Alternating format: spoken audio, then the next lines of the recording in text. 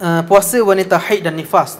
Telah kita sebutkan tadi, wanita haid dan nifas tak diwajibkan, bahkan haram dia berpuasa kerana hadis alaysa idza hadat lam tusalli wa lam tasum, tidakkah bila dia keluar haid dia tidak berpuasa dan tidak bersembahyang. Soalan seterusnya, jika haid bersambung dalam tempoh yang dekat dengan suci. Contoh, mula haid 5 hari, kemudian suci 4 hari. Maksud suci ni tak keluar darah. Tak keluar darah 4 hari, kemudian kembali haid 3 hari. Apakah perlu qada puasa 8 hari ataupun 12 hari? Masalah yang berkait dengan haid, tuan-tuan sekalian, sangat-sangat rumit dan sangat-sangat kena perinci satu persatu. Jadi masalah orang yang haid dia, contohnya dia haid 5 hari, kemudian suci pula, kononnya suci, tak keluar darah, 5 hari tak keluar darah, kemudian haid pula selepas itu 5 hari lagi. Adakah dia kena qada ataupun macam mana? Adakah yang tengah tu 5 hari tu dikira sebagai dia tu haid ataupun dikira dia sebagai tidak haid? Ini masalah yang kembali kepada masalah aqallul haid, aqallut tuhri bainal haidatain. Masalah sekurang-kurang suci antara 2 haid berapa hari? Sekurang-kurang suci, nak iktibar suci antara 2 haid berapa hari? Ada setengah ulama mengatakan tak ada had dia, dan setengah ulama meletakkan had. Jumhur ulama meletakkan had. Mazhab Syafi'i contohnya meletakkan had 15 hari. Suci antara 2 haid mesti 15 hari. Kalau kurang 15 hari itu bukan haid, itu bukan suci, itu masih haid. Kalau dia tu suci, suci dia haid 5 hari, kemudian dia suci 4 hari, kemudian kembali dia haid selepas itu. Jadi antara 2 haid tersebut masanya 5 hari, 4 hari, maka 4 hari itu tak dikira sebagai suci. Bila tak dikira sebagai suci, nak kira sebagai apa? Ini tuan-tuan sekalian, minta maaf ikhwan, takut tak berapa nak faham. Dia payah sikit, mungkin syahabat-syahabat tak berapa nak faham kot. Tuan-tuan sekalian, kalau berlaku macam ni, kalau sekiranya yang 4 hari yang tengah-tengah tu bukan haid, maka kita campurkan daripada haid pertama dengan haid yang akhir. Contohnya haid pertama 5 hari, kemudian suci yang tengah-tengah ni 5 hari, kemudian haid pula 8 hari.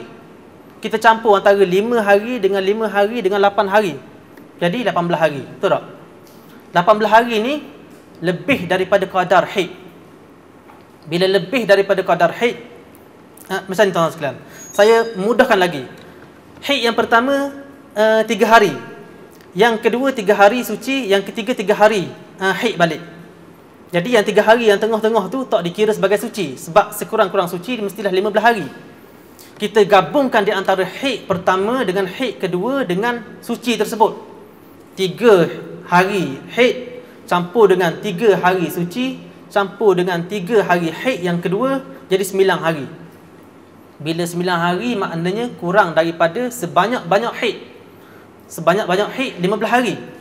Bila kurang daripada sebanyak-banyak haid 9 hari, maka seluruh daripada haid pertama hingga haid kedua ni merupakan waktu haid.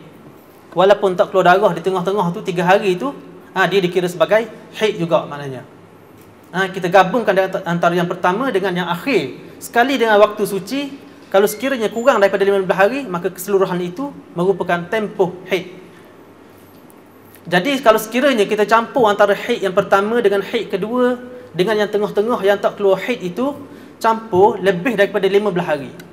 Contoh, dia keluar darah 5 hari, kemudian suci 5 hari, keluar pula 10 hari. Keluar 10 hari. Jadi 5 hari keluar darah, 5 hari tak keluar darah, 10 hari keluar darah. Campur 3 bahagian tersebut jadi 20 hari. Bila 20 hari ni makna lebih daripada kadar haid, lebih daripada sebanyak-banyak haid. Bila lebih daripada sebanyak haid, kita kena lihat kepada darah tersebut. Kalau darah tu darah yang kuat, dan darah itu ada darah yang kuat, ada darah yang lemah, maka yang kuat itu dikira sebagai haid, yang lemah itu dikira sebagai istihadah. Contohnya yang pertama itu darahnya perlahan, darahnya yang kelabu, darah yang sedikit, darah yang bukan darah yang kuat. Darah yang pertama 5 hari, kemudian suci 5 hari, Yang 10 kedian tu darah yang kuat, yang biasa. Maka yang 10 hari yang kedian itulah sahaja yang dikira sebagai haid. Yang pertama tu, walaupun darah tu macam darah haid, tapi darah tu darah lemah, yang tak keluar ni juga dikira sebagai bukan darah haid, dia dikira sebagai suci. Ini masalah berkait dengan haid. Jika haid berhenti sebelum fajar lalu bersuci semasa solat subuh, maka bagaimana hukumnya? Adakah sah puasa dan wajib diqada? Maknanya orang yang suci sebelum daripada terbit fajar, pukul 5.30 suci. Kemudian tak sempat nak mandi, pukul 6 masuk waktu subuh, tak sempat nak mandi, adakah dia dikira boleh berpuasa ataupun tidak? Jadi hukumnya, asalkan dia masuk pada waktu fajar dalam keadaan bersuci, dalam keadaan tidak keluar haid, maka dia dikira berpuasa. Dia wajib berniat berpuasa dan dia wajib menahan diri dan puasanya dikira. Sebab junub tak menghalang daripada puasa. Hadis yang tersebutkan tadi, Rasulullah SAW masuk waktu fajar dalam keadaan berjunub.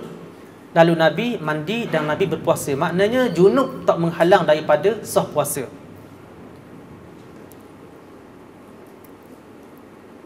Jika haid berlaku 5 minit sebelum berbuka, apakah harus dibatalkan puasa?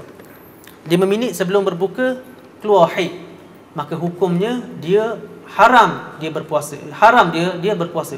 Dia wajib berbuka. Walaupun tak ada makanan, dia wajib niat, aku ni tak berpuasa.